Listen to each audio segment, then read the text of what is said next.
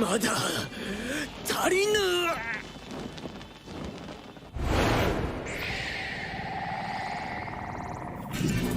どうか無事で。玉代様が術を使っている。どうか許して。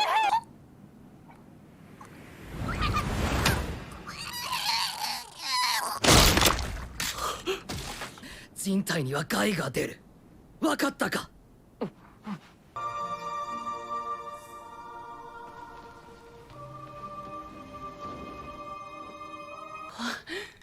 禰豆子。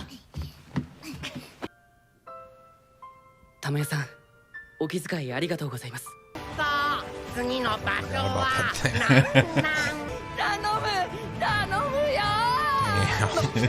何なんだ一体。What's going on? Seth here, joined by Chevy. We just watched episode 10 of Demon Slayer. Quick recap. We got a resolution to the fight that happened in episode 9, where even though we saw the attack in episode 9, we got the finish of the first of the two demons they're fighting, the guy with the arrow eyes. I forget his name, and I don't know if I need to remember it at this point because it doesn't seem to be with us anymore. He was dismembered. His head was taken off, but because he was dying slowly because of that. Their death usually isn't quick. Yeah. He decided he was going to take Tanjiro with him, and essentially unleashes an onslaught of attacks constantly on him while his head is slowly deteriorating, which is interesting. He was, figuring if he's going to go, he's going to take him out with him. And Tanjiro is trying to counter his attacks with his own attacks, which is fatiguing, to say the least. And he's pretty much having inner dialogue of he's just got to keep doing it no matter what, because what other option does he have? He's going to die otherwise. So yeah, he eventually deteriorates, and Tanjiro tries to rejoin the next fight, but his body has failed him, and he's doing the old sword and mouth maneuver, but crawling. I don't know what he's going to do in that fight, but he's trying to get there.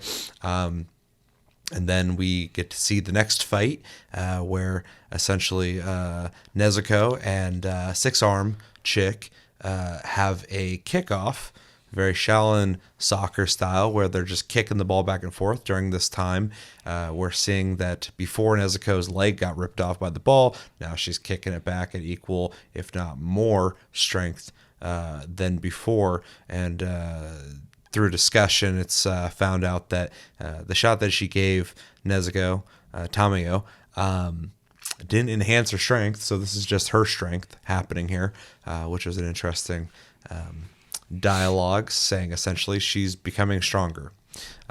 So that's interesting.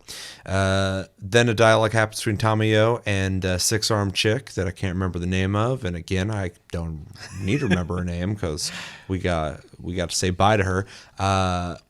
They are talking about Kibutsuji, and how essentially he just manipulates demons under him, because he doesn't essentially, he won't let them work together to protect himself, essentially. During this time, Tamayo unleashes a curse onto Six Arm Girl that is pretty gnarly. It essentially, from what I got from it, manipulated her cells, similar to how Kibutsuji would do, because he's the only one who can do that. Yeah. I mean, really, what it is he's the original demon, and all other demons after him have his cells. Mm-hmm. And by saying, while her blood magic or the curse was active, the triggering word was his name. Yeah. And so when she said it, those cells awoken. Yeah, which is interesting because they explained essentially the sun, a demon slayer sword, or he himself can manipulate the cells, so the curse essentially did this. And yeah, it's pretty gnarly because the girl just wanders off, and then a bunch of deformed arms come bursting out of her and then rip her apart and kill her. Yeah. It's pretty gnarly to watch. And it seems like only a couple people watched it because Nezuko was too busy doing her sleepy dance thing, and Tamio didn't care to watch, but Yushiro and Tanjiro got to watch the whole thing. Yeah, so sun comes up and eventually burns her body. She's left there not dead. She's just ripped apart, still kind of there, which is kind of disturbing. You get a little bit of humanity there where it's almost like a child still wanting to play with the ball, even though she's just laying there waiting to die. Sun comes up, burns her body up. Everybody goes inside because they're demons.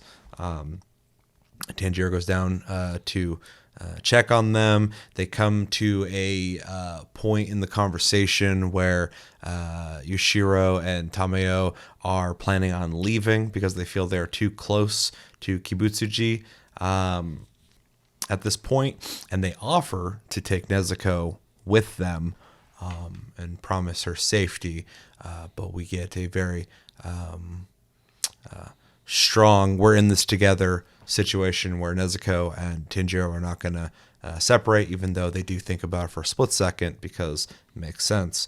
Also, a little tidbit in there about Yushiro's past and how he essentially did the whole vampire thing where he chose to prolong his life at the cost of essentially being cursed as a demon when he had an illness. So that was really interesting. There's a lot of vampire symbolism in this. I mean, they're demons, but a lot of it kind of reminds me of vampire stuff, which I think is interesting. It's very reminiscent of like the Dracula story for sure. Yeah. But with it being Japanese, it seems like they're exploring it in their own way. But a lot of it kind of reminds me of vampire stuff, which is pretty neat. And yeah, so Tanjiro and Nezuko essentially are off onto their next mission. This has been all for the most part figured out what they did here. It was also mentioned that these two were actually not part of what they called the Kizuki, the 12 Kizuki. Yeah. So these were not part of the 12 demons, moon demons, or what the hell it's called, because their eyes don't have numbers on them. Like I guess they will have once we see these dudes. So that was also revealed, and yeah, we're left at the end. Crow comes in just screaming his ass off about you got a new mission, and we see somebody who's in the intros and outros a lot fucking crying like a motherfucker about wanting to marry some random girl. I assume some random girl, because he's saying he's not going to live for very long, which was really ridiculous. So yeah, overall I think you're gonna have a hard time finding me at this point watching an episode and going like, I didn't like that one, unless there's just a bad episode out there. So far, I've liked every single episode. This is another good episode. I think it was a good mix of being a resolution to the last fight. It didn't have any of the crazy animation and combat, but that's not the point of this episode. It's more so the end point of the two demons in conflict, and kind of showing off a little bit of the humanity of the second one. The first one kind of shows off a little bit of his characteristic of, he doesn't want to go down in a way. Like, he knows he's going down, but he wants to take someone out with him. So that kind of, Yeah, his chances to rise the ranks was ruined, and he's pissed. Exactly. Yeah.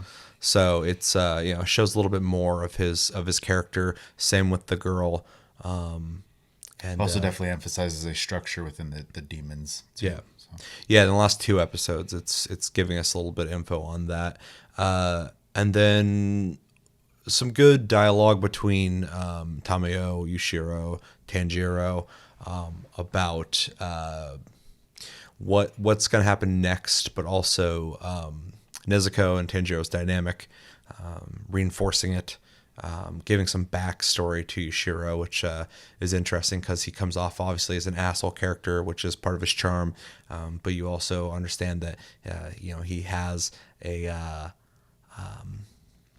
shitty situation he's in. Although I don't think he would trade it for anything because he's obsessed with Tamio, which I think is hilarious. And yeah, good episode. I am curious to see where we go after this because, with just like the last time a new mission sprung up, it doesn't really tell you anything. It's just like, well, let's go find out what it is. I am curious to see when we are going to start getting introduced to new characters that are going to stick around, I assume, because they're in the intros and outros to the show.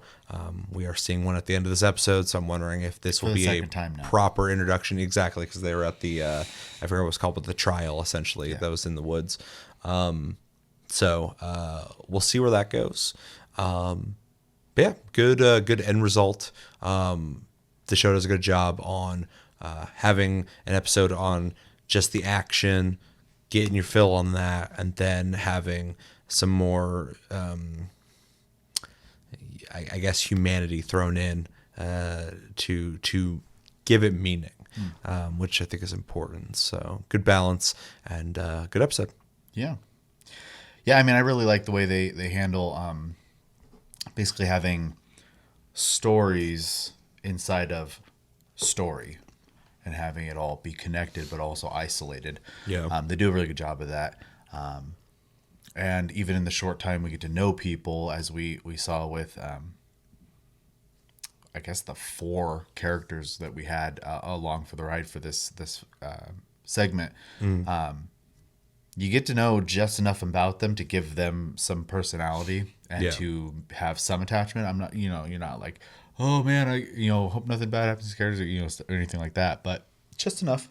That they're not just some blank slate thrown into the show, and I really appreciate that. So, well, for the brief moment that Yushiro's head got taken off in the last episode, I was like, oh shit! Like I was like, oh my god, this is devastating. But I was like, oh, that kind of sucks. But I was like, no, he's fine. Yeah. But for a split second, I was like, ooh, that fucking blows. So yeah, they do a good job on packing in enough characteristics to the characters to make you care enough that they're not just wasted characters. Yeah. And then as far as where we're heading, the title, the end screen gave the title of the next episode, which reminded me of what the next story is. And I really like this next one that's coming up. So I'll just say that. It was like Susumu something. I don't know. I guess I'll find out. The word mansion was in there. That was the important word. So. Gotcha. Yeah. Yeah. Well, anything else? Nope. I can't wait for you to get to know. Did they give his name yet? In case they didn't, the yellow character. So yeah. The guy's crying. Yeah. About wanting to marry random chicks in a field. Can't wait to find out more about that.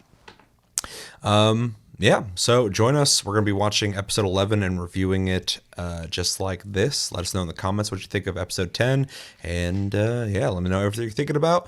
I've been Seth. This is Chevy, and we'll catch you on the next episode.